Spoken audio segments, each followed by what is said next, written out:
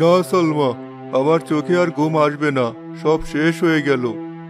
এমন করে বলবেন না, আপনার শরীর খারাপ করবে। কি হয়েছে আমাকে খুলে বলুন। সকাল থেকে আপনার মুখটা এমন থমথমে হয়ে আছে। যে মুখ দিয়ে আমি সারা জীবন মানুষকে সততার কথা বলেছি, সে মুখে আজ দাগ পড়েছে। আমি আর কারো সামনে মুখ দেখাতে পারবো না। কিসের দাগ পড়েছে? আপনি তো কোনো অন্যায় করেননি। আমার চিকিৎসার টাকার জন্যই তো আপনাকে এমন বিপদে পড়তে হলো। দোষ যদি দিতে হয় তো আমার ভাগ্যকে দিন। তোমার ভাগ্য নয়, আমার বোকামি। আমি জমিদার মোকসেদ চৌধুরীকে বিশ্বাস করেছিলাম। ভেবেছিলাম বিপদের দিনে সে হয়তো মানুষ হিসাবে পাশে দাঁড়াবে। সে কি টাকা নেয়নি, নাকি আরো বেশি টাকা চাইছে? টাকা? আরে সে তো আমার মুখের উপর টাকা ছুঁড়ে ফেলে দিল। বলল আমি নাকি এক বিরাট প্রতারক। বলেন কি? কেন এই কথা কেন বলল? সে বলেছে আমাদের বংশের তলোয়ারটা নাকি নকল, ওটা নাকি পিতল আর লোহা দিয়ে বানানো, উপরে শুধু সোনার রং করা। সৃষ্টিকর্তা, এই যে মিথ্যা কথা!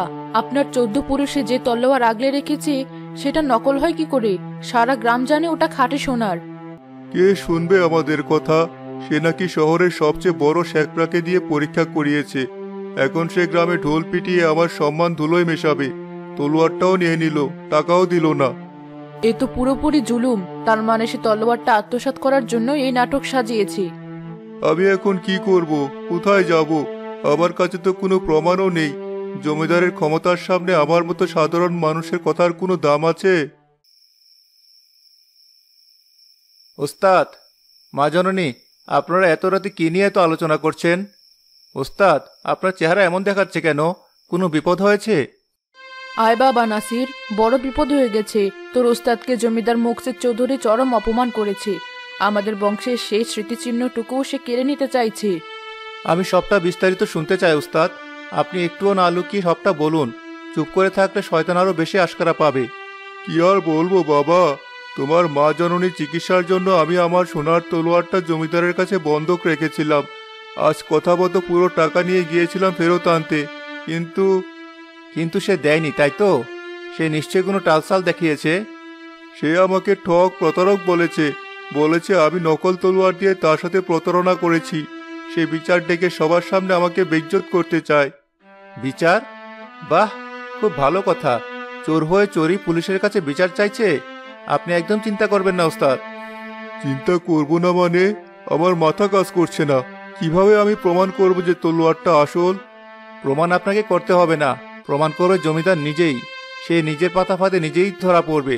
আপনি শুধু আমার উপর বিশ্বাস রাখুন।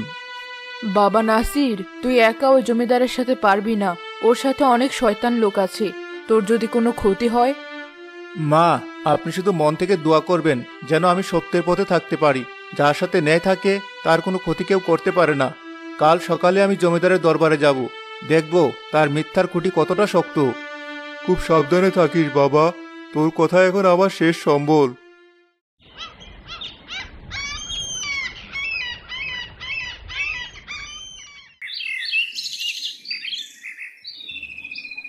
জমিদার সাহেব, ওস্তাদ বশিরের শিষ্য নাসির আপনার সাথে দেখা করার জন্য অনুমতি চাইছে। আসতে বল। গুরু পারেনি তাই চালাকে পাঠিয়েছে। দেখি তার তোর কত দূর। জমিদার সাহেব, আমি আমার উস্তাদ বশির সাহেবের পক্ষ থেকে কথা বলতে এসেছি। তোমার ওস্তাদ একজন প্রতারক, তা আবার পক্ষ কি? সে আমার বিশ্বাস নিয়ে খেলা করেছে। একটা নকল জিনিসকে আসল বলে আমার কাছে থেকে টাকা হাতিয়ে নিয়েছে। এর চেয়ে বড় অপরাধ আর কি হতে পারে? অপরাধ তো সেটাই, যখন একজন ক্ষমতাশীল মানুষ একজন নিরুপায় মানুষের সরলতার সুযোগ নিয়ে তার বংশের সম্পদ আত্মসাৎ করার চেষ্টা করে। এই চক্রা, মুখ সামলে কথা বল। জমিদার সাহেবের সামনে দাঁড়িয়ে কথা বলার আদব জানিস না? থামো দবির, ওকে বলতে দাও। ওর ভেতরে অনেক আগুন জমে আছে দেখছি। হ্যাঁ, তো কি বলছিলি? আমি আত্মসাৎ করার চেষ্টা করছি? আমার কাছে পাকা প্রমাণ আছে। কি প্রমাণ? জাফর শেখরার মিথ্যা সাক্ষ্য, যাকে টাকা দিয়ে বশ করা যায়। তার কথার কি কোনো দাম আছে? তুমি জাফর শেখরাকে অপমান করছো। সে এই অঞ্চলে সবচেয়ে নামকরা জহরি। তার চোখকে ফাঁকি দেওয়া যায় না। সে নিজে এসে তলোয়ার পরীক্ষা করে রায় দিয়েছে। তাহলে তো খুব ভালো হয়, সবার সামনে আরেকবার তলোয়ারটা পরীক্ষা করা হয়। অবশ্যই হবে। আমি তো নিজেই বিচার চেয়েছি। আমি গ্রামের প্রতিটি মানুষকে দেখিয়ে দিতে চাই যে সাধুর পোশাকের আড়ালে তোমার ওস্তাদ কত বড় একজন ঠক। বিচার আমিও চাই জমিদার সাহেব, তবে সেই বিচার শুধু আমার ওস্তাদের সততাই নয়, আপনার লোভের মুখোশটাও যেন সবার সামনে খুলে যায়, সেই ব্যবস্থা আমি করব। অনেক বড় বড় কথা বলছো, কাজে করে দেখাতে পারবে তো? এখন যাও এখান থেকে, বিচার সভাতেই তোমার সাথে কথা হবে। তোমার গুরুকে বলো কান্নাকাটি করার জন্য যেন তৈরি থাকে। শুনেছিস তো, যা এখন। বেশি বাড়াবাড়ি করলে গ্রামে থাকা মুশকিল হয়ে যাবে। গ্রামটা আপনার একার নয় দাবির সাহেব, আর সত্যের জোর যার থাকে তার জন্য কোনো কিছুই মুশকিল নয়। আসি জমিদার সাহেব। তবে ছেলেটার সাহস তো কম নয়, চোখে চোখ রেখে কথা বলে গেল। একে বেশি পাত্তা দেবেন না হুজুর, দুটো বই পড়েছে তাই নিজেকে বেশি চালাক মনে করে। জাফর শেখরাকে একবার ধমক দিলেই ওর সব চালাকি বেরিয়ে যাবে। না, ধমক নয়, লোভ। লোভ দিয়ে মানুষকে সবকিছু করানো যায়। তুমি আজই সন্ধ্যায় জাফর শেখরার বাড়িতে যাও। কি বলবো হুজুর? তাকে বলবে বিচার সভায় আমার পক্ষে সাক্ষী দিলে যা দেওয়ার কথা ছিল তার ডাবল পাবে, আর তাকে একটা নতুন দোকান করে দেওয়ার দায়িত্ব আমার। আর যদি সে রাজি না হয়, যদি ছেলেটা তাকে ভয় দেখিয়ে থাকে? তাহলে তাকে ভয়টাও তুমিই দেখাবে, তাকে মনে করিয়ে দেবে এই গ্রামে ব্যবসা করতে হলে, শান্তিতে থাকতে হলে আমার দয়াতেই থাকতে হবে। আমার বিরুদ্ধে যাওয়ার অর্থ নিজের পায়ে নিজে কোড়াল মারা। বুঝেছি হুজুর, আপনি একদম চিন্তা করবেন না। জাফর শেখরা টাকার গন্ধ পেলে নিজের ছায়াকেও বিশ্বাস করে না, সে আমাদের পথেই থাকবে। বশিরকে এমন ভাবে সবার সামনে বেইজ্জত করতে হবে যেন সে আর কোনোদিন মাথা তুলে দাঁড়াতে না পারে। তার ওই সোনার তলোয়ারটা আমার বৈঠকখানায় সাজিয়ে রাখবো। গ্রামের মানুষ দেখবে মোকসেদ চৌধুরীর সাথে চালাকি করার পরিণাম কি হয়।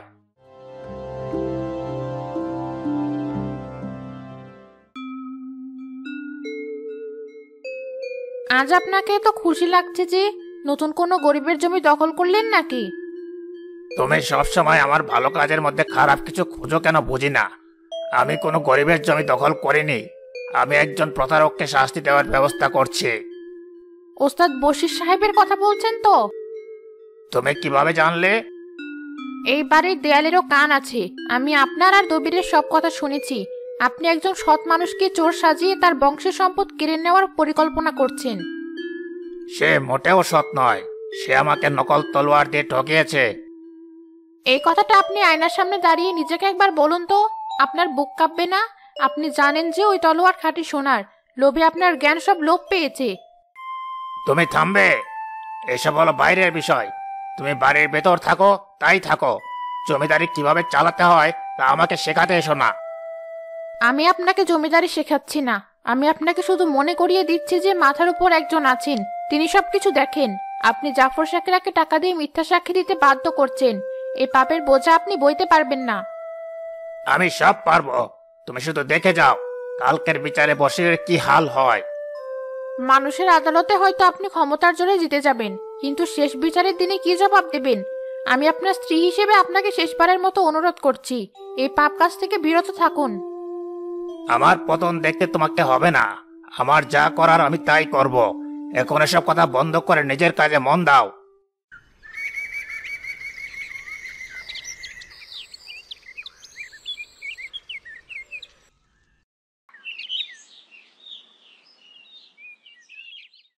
মুরাদ চাচা, আপনার কাছে আমি একটা বড় আশা নিয়ে এসেছি।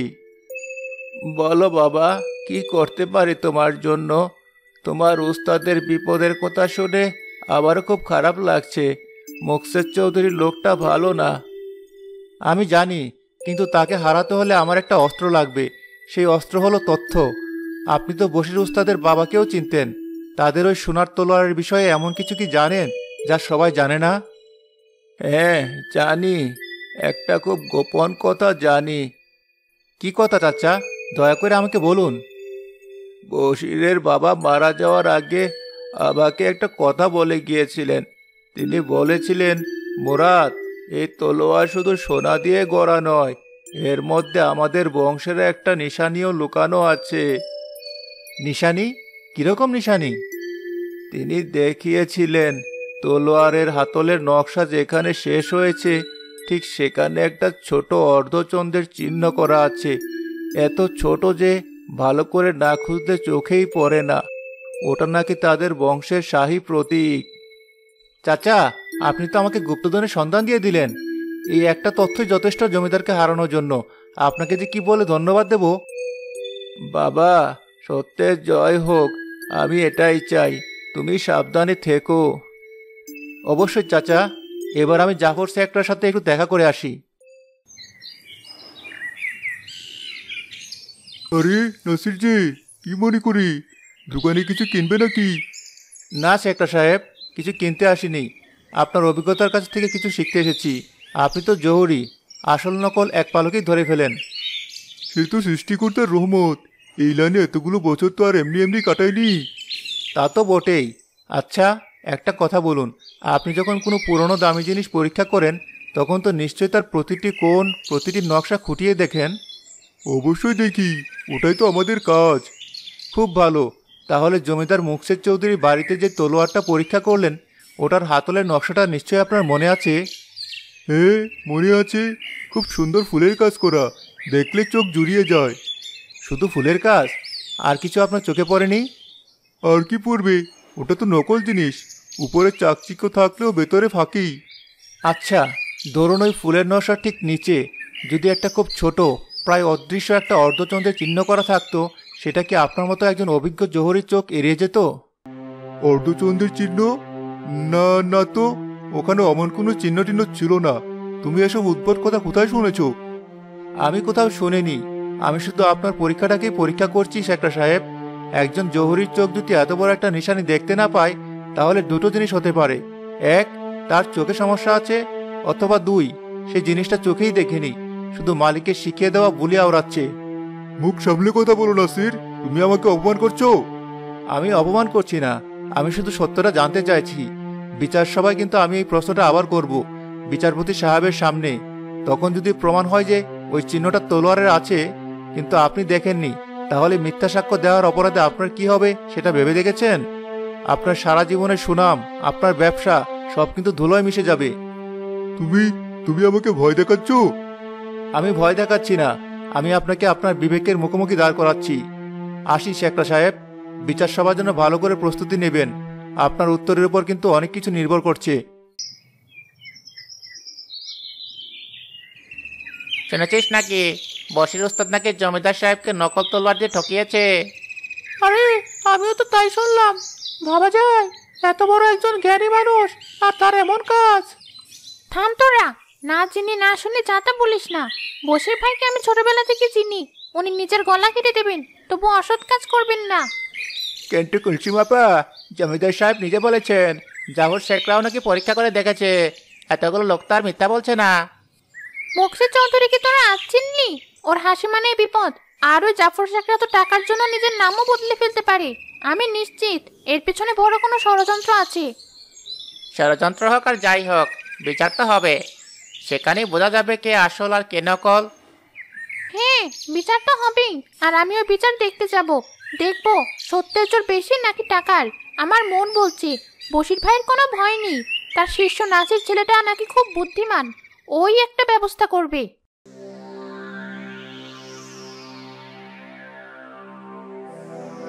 আজকের এই বিচার সভা শুরু করার অনুমতি দেওয়া হলো। জমিদার মুকসেদ চৌধুরী, আপনার যা অভিযোগ আছে তা বিস্তারিতভাবে পেশ করুন। বিচারপতি সাহেব এবং আমার প্রিয় গ্রামবাসীগণ, আমি আজ এখানে দাঁড়িয়ে আছি একরাশ দুঃখ আর হতাশা নিয়ে। আমি যাকে বিশ্বাস করে আমার অর্থ দিয়ে সাহায্য করেছিলাম, সেই উস্তাদ বশির আমার সাথে চরম প্রতারণা করেছেন। তিনি একটি নকল সোনার তলোয়ার আমার কাছে বন্ধক রেখেছিলেন। উস্তাদ বশির, এই অভিযোগের বিষয়ে আপনার কিছু বলার আছে? বিচারপতি সাহেব, এই অভিযোগ সম্পূর্ণ মিথ্যা। আমি সৃষ্টিকর্তার নামে শপথ করে বলছি, ওই তলোয়ার খাঁটি সোনার এবং আমার পূর্বপুরুষের আমানত। শপথ করলেই যদি সব প্রমাণ হয়ে যেত তাহলে তার বিচার আদালতের প্রয়োজন হতো না। আমার কাছে জলজন্ত সাক্ষী আছে। আমি আমার সাক্ষী এই অঞ্চলের সবচেয়ে সম্মানিত স্বর্ণকার জাফর শেখরাকে এখানে মতামত দেওয়ার অনুমতি চাইছি। জাফর, তুমি কি জমিদার সাহেবের বাড়িতে থাকা ওই তলোয়ারটি পরীক্ষা করেছো? জি হুজুর, আমি নিজের হাতে নিজের যন্ত্র দিয়ে ওটা পরীক্ষা করেছি। তুমি যা দেখেছো কোনো ভয় বা পক্ষ না নিয়ে তা সবার সামনে বলো। হুজুর, ওই তলোয়ারটি আসল সোনার নয়, ওটা লোহা আর পিতল দিয়ে গড়া। ওটার উপরে শুধু সোনার পাতলা একটা আস্তরণ দেওয়া হয়েছে। ছি ছি ছি ছি, বশির সাহেব এমন কাজ করলেন? ভাবাই যায় না। দেখলেন তো, সব তো বেরিয়ে এসেছে। আমি এই প্রতারণার উপযুক্ত শাস্তি চাই। নাসির, এই বিষয়ে তোমার নাকি কিছু বলার আছে? জি বিচারপতি সাহেব, আমি আপনার অনুমতি পেলে সাক্ষী জাফর শেখরাকে কয়েকটি প্রশ্ন করতে চাই। অনুমতি দিলাম। জাফর সাহেব, আপনি তো একজন অত্যন্ত অভিজ্ঞ স্বর্ণকার। আপনার অভিজ্ঞতা নিয়ে কারো কোনো সন্দেহ নেই। জি। আপনি যখন তলোয়ারটা পরীক্ষা করছিলেন তখন তো নিশ্চয়ই খুব মনোযোগ দিয়ে এর গঠন, এর কারুকাজ সবটাই দেখেছেন। হ্যাঁ, দেখেছি।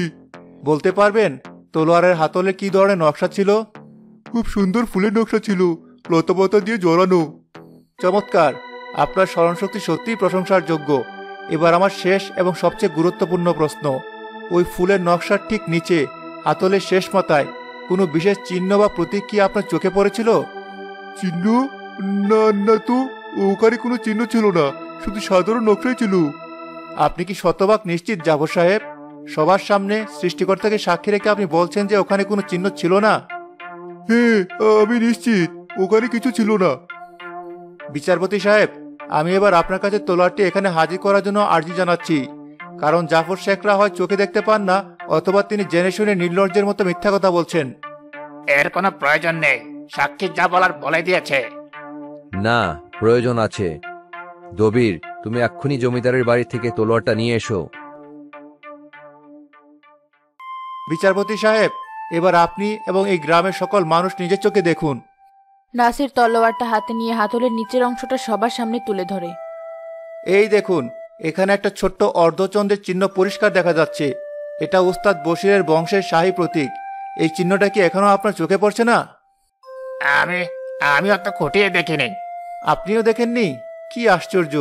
বিচারপতি সাহেব, এই চিহ্নটার কথা গ্রামের প্রবীণ ব্যক্তি মুরাদ চাচাও জানেন। আপনি অনুমতি দিলে। হ্যাঁ হুজুর, আমি জানি। বশিরের বাবা নিজে আমাকে এই চিহ্নের কথা বলে গিয়েছিলেন। এটা তাদের বংশের নিশানি। জাফর, সত্যি কথা বলো, না হলে তোমার বাকি জীবনটা জেলের ভেতরে কাটবে। কে তোমাকে মিথ্যা বলতে শিখিয়েছে? আমাকে ক্ষমা করে দিন হুজুর, আমাকে ক্ষমা করে দিন। আমি লোভে পড়েই পাপ করেছি। জমিদার সাহেব আমাকে টাকা আর নতুন দোকানের লোভ দেখিয়ে মিথ্যা সাক্ষী দিতে বাধ্য করেছেন। আমি তলোয়ারটা খুলেও দেখিনি হুজুর, আমি একটা মহা পাপী। মুকসেদ চৌধুরী, আপনার নির্লজ্জতা দেখে আমি অবাক হচ্ছি। আপনার বিরুদ্ধে প্রতারণা, ষড়যন্ত্র এবং একজন নিরপরাধ মানুষকে অপমান করার অভিযোগ প্রমাণিত হয়েছে। আমি ভুল করেছি, আমাকে একটা সুযোগ দেওয়া হোক। ভুলের জন্য প্রায়শ্চিত্ত করতে হয়। আমি এই সভায় রায় ঘোষণা করছি, জমিদার মুকসেদ চৌধুরীকে উস্তাদ বশিরের সোনার তলোয়ার এখনই সসম্মানে ফেরত দিতে হবে। তার সাথে এই জঘন্য অপরাধের জন্য তাকে 1 লক্ষ মুদ্রা জরিমানা করা হলো। এই সম্পূর্ণ অর্থ উস্তাদ বশির পাবেন তার সম্মানহানির ক্ষতিপূরণ হিসাবে। উচিত সাজা হয়েছে শয়তানটার। আর মিথ্যা সাক্ষ্য দেওয়ার অপরাধে জাফর শেখরাকে 1 বছরের কারাদণ্ড দেওয়া হলো। নাসির, বাবা আমার, আমি তোমার এই ঋণ কোনোদিনও শোধ করতে পারবো না। সৃষ্টিকর্তা তোর মঙ্গল করুক বাবা, তুই আজ আমাদের বংশের ইজ্জত রক্ষা করেছিস। উস্তাদ, এটা আমার কোনো কৃতিত্ব নয়, এটা আপনার দেওয়া শিক্ষা এবং সততার জয়।